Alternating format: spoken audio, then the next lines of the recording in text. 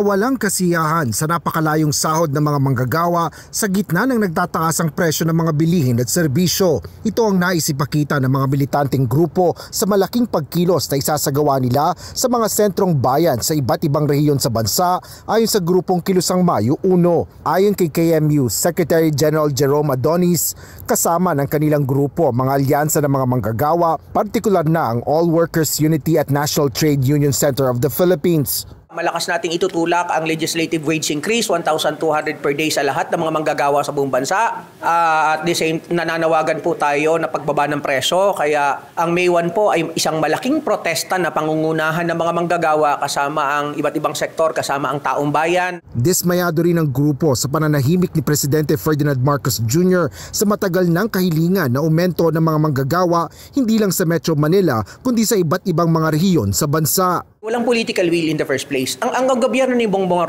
Marcos, hindi talaga pro-worker. Yun talaga ang pinakadahilan. Anti-worker, esensya ang gobyerno ni Bongbong Marcos. At the same time, anti-people.